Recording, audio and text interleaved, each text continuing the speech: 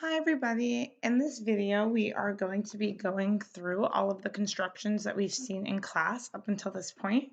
Those constructions are copying a line segment, perpendicular bisector of a line segment, perpendicular line through a point, parallel line through a point, copying an angle, angle bisector, constructing equilateral, isosceles, and scalene triangles, and constructing perpendicular bisectors, altitudes, angle bisectors, and medians of triangles. The first construction we're going to do is copying a line segment. So I'm going to copy the line segment that you see here on my paper to somewhere else on my paper. So I'm going to need to start off with another line segment. And I don't know exactly how long the line segment I'm copying is. So I want to make the new line segment a little bit longer than whatever I think the original line segment is. That way I have enough space to fully copy the length of the line segment that I'm copying, and I don't miss any part of it because then I won't get an accurate construction. So I'm going to take my compass point and I'm going to place it on the endpoint, one of the endpoints of the line segment that I'm copying. So I'm going to place it on one endpoint and I'm going to open up until I am at the other endpoint. Okay. I want to be as precise as possible and get the measurement as exact as possible.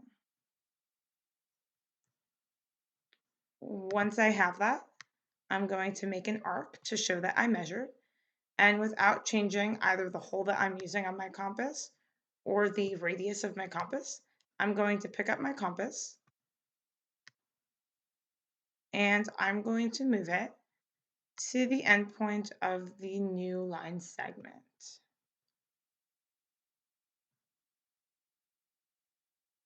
I'm going to make the same arc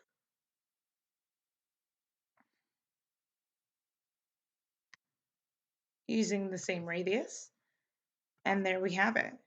From this endpoint to where we just drew the arc is the length of the original line segment. So the original line segment and this new line segment from endpoint to endpoint are congruent in length to each other. Exactly the same shape and size and measurement. Now we're going to be constructing the perpendicular bisector of the line segment that you see here. So step one is to place my compass on one endpoint of the line segment. And I'm going to open up my compass. It doesn't matter how far I open it. I just want it to be a little bit more than halfway down the line segment, about 3/4 of the way. And I'm going to make an arc that goes above and below, just like you see here. Using the same hole on my compass or the same radius on my compass, I'm going to move on over to the other endpoint. Let me get it there as best as possible. And I'm going to make the same arc. You should see that there are 2 points of intersection, one on the top and one on the bottom of the 2 arcs. Right through those points of intersection is where I'm going to use my straight edge to draw a line. And that line is the perpendicular bisector of the line segment that we started with. It splits the original line segment into 2 congruent parts, and right angles are formed where the 2 line segments intersect. Now we're going to construct a perpendicular line through a point. So we're starting off with a line and a point, and ultimately our goal is to construct a line that's perpendicular to the one that we started with that also passes through the point. The point happens to not be on the line, but it could be on the line and the steps would be exactly the same. They wouldn't change. So I'm going to start off by placing my compass point on the point that we are given. I'm going to open up my compass. It doesn't matter how far. Oops. Once again, I'm going to open up my compass. It doesn't matter how far. What matters is that I get 2 points of intersection with the line. So here I didn't get 2 points of intersection. So I'm going to want to try that again with my compass open a bit wider. There we go. I have 2 spots where the arc meets the line segment. I'll make those a little bit darker so you guys can see it better. Okay, Now I'm going to take my compass and I'm going to place it on the left one first and then on the right one. I'm going to open up my compass. It doesn't matter how far I open it. And I'm just going to make an arc. Using the same radius or the same hole if you're using the red compass, I'm going to pick up my compass and put it on the right-hand intersection point and make the same arc using the same hole or radius. You should see a point where the two arcs meet. Right through that intersection point is where I'm going to draw my line. And I slightly missed the intersection point. So let me move it. There we go. Right through the intersection of the two arcs. And it should come really, really close to passing right through the point. We try to be as precise as possible. We're not going to get it exact every single time, but if it's pretty close to passing through the point, then you're all good. So now what we have constructed is a line that's perpendicular to the one that we started with. So right angles are formed where the two lines meet. The next construction we're going to do is a parallel line construction through a given point. So ultimately our goal is to create a line that's parallel to the one that we started with that also passes through the given point here. So you can imagine that the line that we end up with will be horizontal and passing right through the point in red. Now, the parallel line construction does use the copying an angle construction, which I probably should have put first in this video. But I wanted to keep all the line constructions together and all the angle constructions together. So I'm first going to start off by using my straight edge and drawing a transversal right through the point.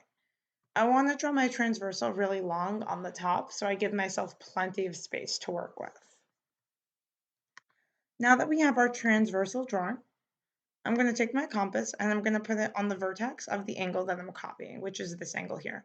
I'm going to copy this angle and put it over here, and that's how we are going to form parallel lines. So let me take my compass, and it's on the vertex of the angle. There we go, as best as possible. Okay, I'm going to make an arc.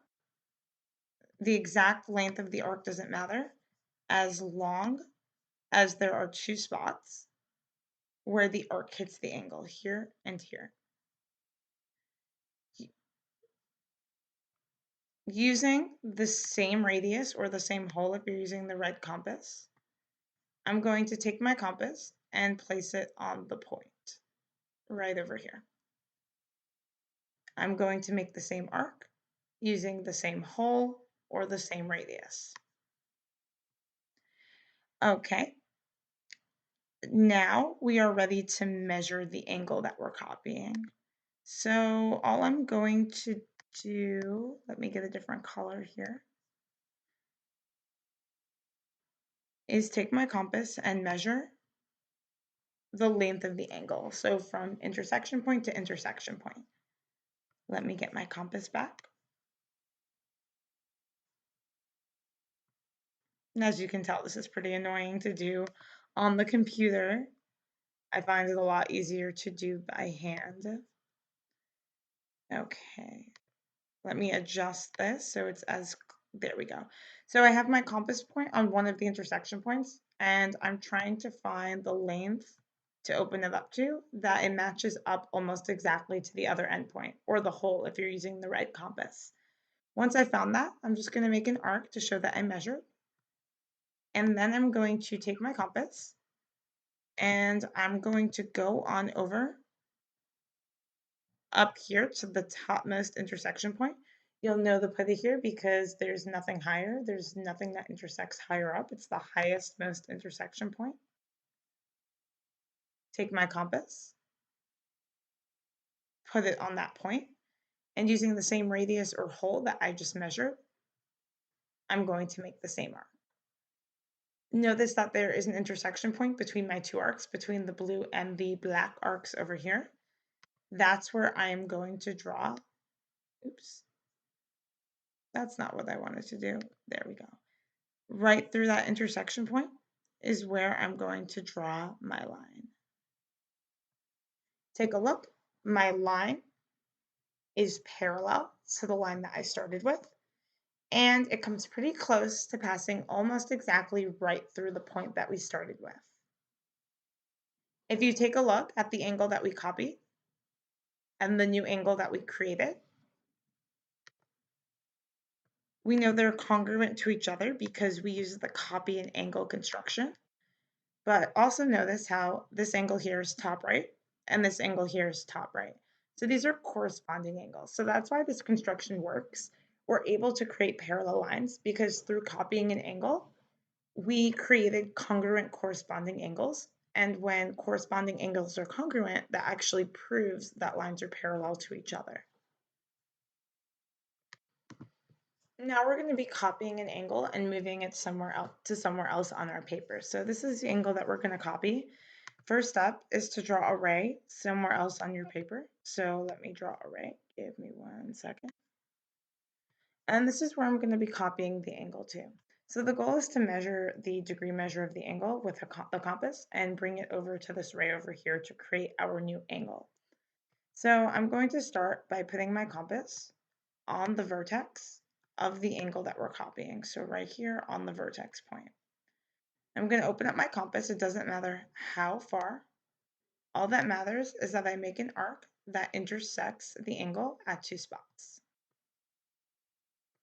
Here, you can see that there's one, oops, oh no. There's one point of intersection here, and there's another point of intersection right over here. So I'm going to take my compass again. Oh no, my compass decided to leave the screen.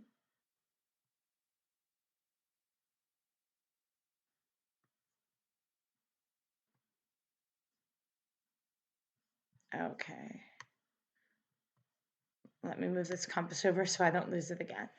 Oh, so before we actually go on to measure the angle, I totally forgot that we need to make the same green arc over here on the line as well, on the ray as well. So I'm going to go back over here and put my compass point back on the vertex. And I want to figure out how much my compass was open to before. There we go. Now I can pick up my compass, go over here, and I'm going to make the same arc. There we go. That's our reference arc.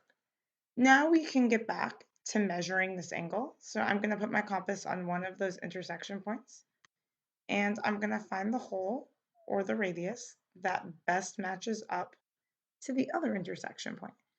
And when I found it, I'm just going to make an arc to show that I measured. I'm going to pick up my compass,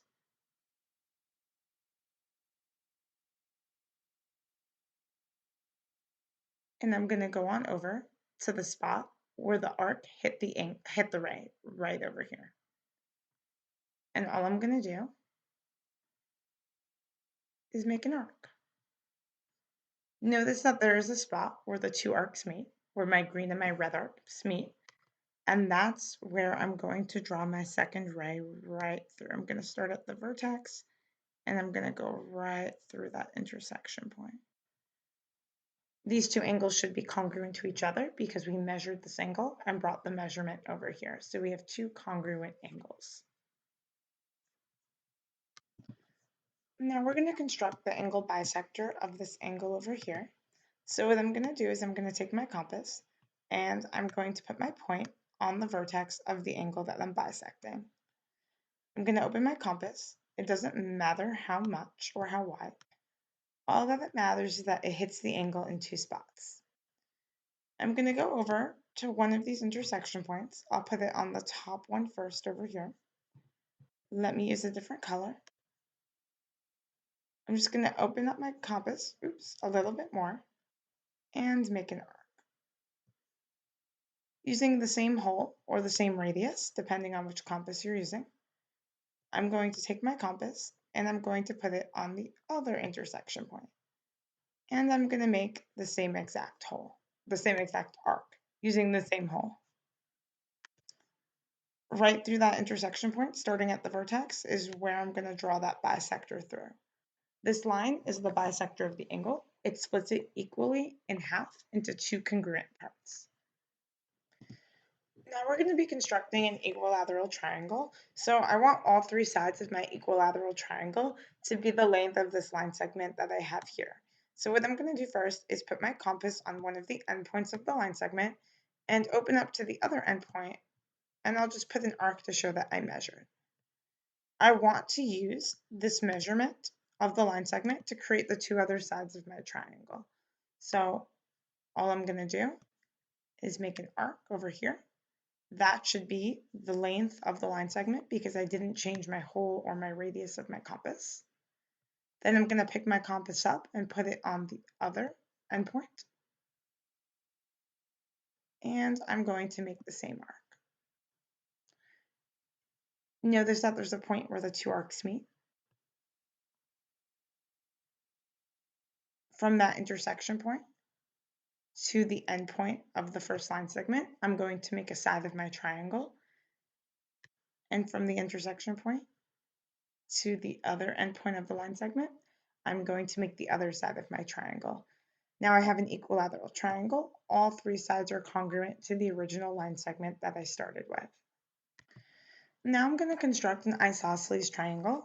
I want two of the sides to be the length of this top line segment here, and one of the sides to be the length of this bottom line segment over here. So first what I'm going to do is I'm going to pick up my compass, and I'm going to measure from one endpoint of the line segment to the other endpoint. And I'll just make an arc to show that I measured. At point P, well, I meant my below P, but at the point over here that I created, that I drew, I just want to copy the length of this line segment over here. Let me go ahead and do that. There's my arc. Using my straight edge from the point to the arc, that is the length of this bottom line segment here. So that's one side of my isosceles triangle. I want these two, the two remaining sides, to be the same length as this top line segment over here. That would make us have two congruent sides of the triangle, making it isosceles. So what I want to do is grab my compass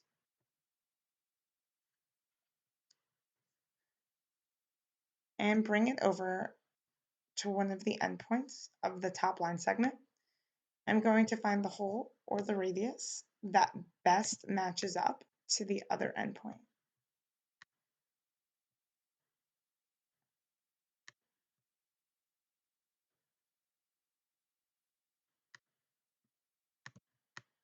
Once again, this is much more annoying on the computer. Let me try it the other way with my compass. There we go. I think I have much more control this way with it. Okay, great. So I found the radius that best matches up. So the radius that I have now on my compass, or the hole that I have on my compass, is the length of this top line segment. So without changing the radius, I'm going to go ahead and grab my compass and put my point on this endpoint over here. Same thing as we did with the equilateral triangle. I'm just going to make an arc. I'm going to head on over to the other endpoint right over here. And I'm going to make another arc. Where these arcs intersect is where I'm going to draw the sides of my triangle from. And if you take a look, these two sides of the triangle are congruent to each other. They're the same measurement. They're both the measurement of this top line segment here. The base of the triangle is a different measurement. It's the measurement of this bottom line segment here. We're going to construct a scalene triangle using the lengths of the 3 line segments that I have drawn here. So first, I'm going to go ahead and just measure one of the line segments. I'll go with I like to make the longest one my base. Measure that. Now I'm going to go over here to the point and just make the same arc. And when I use my straight edge to connect from the point to the arc, that should be the same exact length as the bottom line segment. So there we go. One side of the triangle is finished already. Let's measure the other sides. So I'm going to go here to one of the other line segments, and I'm going to open up to the other end of the line segment, and I'm going to just make an arc to show that I measured. Using the same radius that I just measured, I'm going to head on over to one of the endpoints here, and I'm just going to make an arc. Finally, I need to measure the last line segment to be the third side of my triangle. Let me use a different color here. And once I've measured that, I'm going to pick my compass up and go on over to the other endpoint. Let me get myself on over there as best as I can. It's as best as I'm going to get. Let me swing it all the way. And here you'll see we have a point of intersection of the 2 arcs. So from the point of intersection to one of the endpoints, I'm going to make a side. And from the point of intersection to the other endpoint, I'm going to make another side. All 3 sides of this triangle are different lengths. The base is the length of this bottom line segment. The left-hand side over here is the length of this line segment in the middle. And this third side over here to the right is the measure of the top line segment.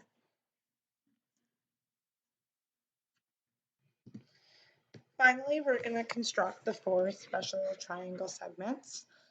Let's start with perpendicular bisectors. So I have an acute triangle and an obtuse triangle, because sometimes the special segments look different depending on the type of triangle that you are working with. So first, I'll do the perpendicular bisector of the base of this triangle. So I'm just going to go on ahead,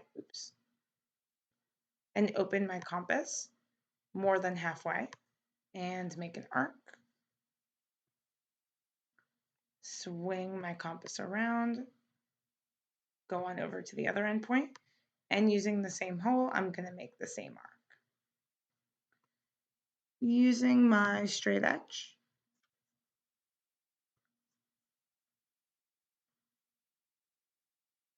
I'm going to draw a line right through both of the intersection points. And there I have a perpendicular bisector of the base of this triangle. I can also construct the perpendicular bisector of the left side and the right side to make a total of 3 perpendicular bisectors for this triangle. I just really want to quickly make a perpendicular bisector in the obtuse triangle as well. I'm just going to do this bottom side AB. So same steps, open up a little bit more than halfway, make an arc, swing my compass around to the other endpoint, and using the same hole, I'm going to make the same arc. Right through the intersection points is where I'm going to draw my perpendicular bisector. I missed. Let me move it over slightly so it goes right through the intersection points, and it goes through the bottom one as well. Awesome. So here's the perpendicular bisector of the obtuse triangle. Once again, we can also make the perpendicular bisector of side AC and of side CB to make a total of 3 perpendicular bisectors in the triangle. Once you have your perpendicular bisectors constructed, if you want to construct the median, it's really, really easy, because remember that a perpendicular bisector, since it splits a line segment in half, it goes through the midpoint of the side that you were bisecting. So we bisected side AB. So here is the midpoint of the line segment, this point right over here where the bisector touches the side of the triangle. So now that I have that, I can connect my midpoint to opposite vertex, and I have a median of the triangle. I can do that over here as well. I bisected the base of the triangle, so here's the midpoint. And if I just connect with my straight edge from midpoint to opposite vertex, let me use a different color because it's blending in with the bisector. Let me use red. So if I connect from midpoint to opposite vertex, I have a median of the triangle as well. I wanted to show the perpendicular bisector construction because I wanted to show how easy it is after that to get the median. It's the same construction. Then you have the midpoint and you just connect the midpoint to the opposite vertex. I'm not going to go over altitude and angle bisector in this video because altitude is just a perpendicular line. So it is the same construction as perpendicular line that was done earlier in the video. And angle bisector is just bisecting an angle of the triangle. So you can see the earlier part of the video about bisecting angles and just do it to one of the angles in the triangle. In total, there can be 3 of each special segment in each triangle, 1 for each side. So 3 altitudes, 3 medians, 3 perpendicular bisectors, and 3 angle bisectors, 1 for each side or angle.